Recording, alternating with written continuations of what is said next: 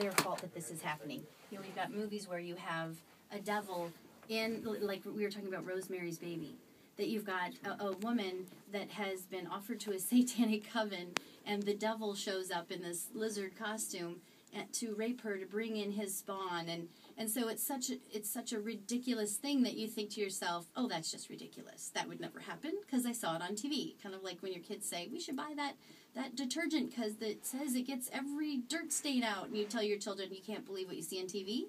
Well, we start not believing what we see on TV. And so when you hear Satan and the devil and that he's prowling about and doing these things, you think, well, that's just ridiculous. That's not real. Now, whether or not, she was killed or murdered is besides the point.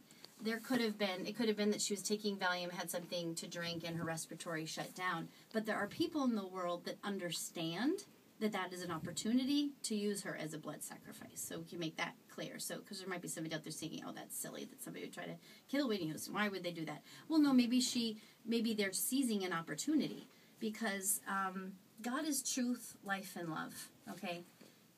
God is the one from the very beginning decided and shared and throughout Scripture that blood was a binding agent. Part of the way you offered your sacrifice to God is you would bleed out the animal and you would burn it on an altar as a burnt offering.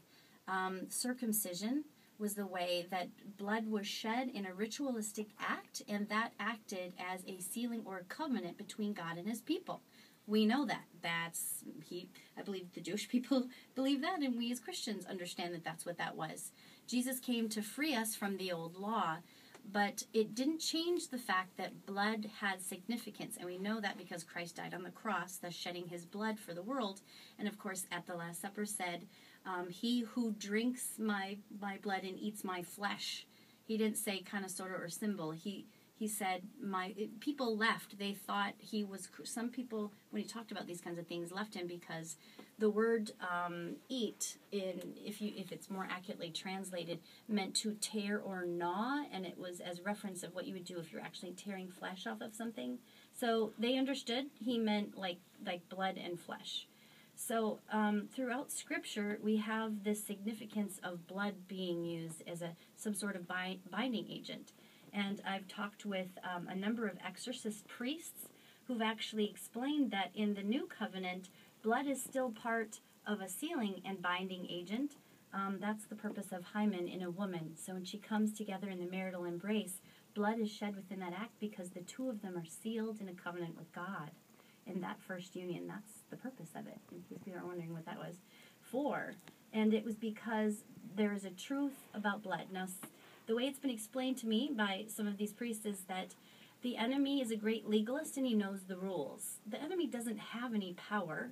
He just knows what God has ordained as truth, and he takes that truth and he uses those legalistically to create and manifest whatever it is he's trying to do.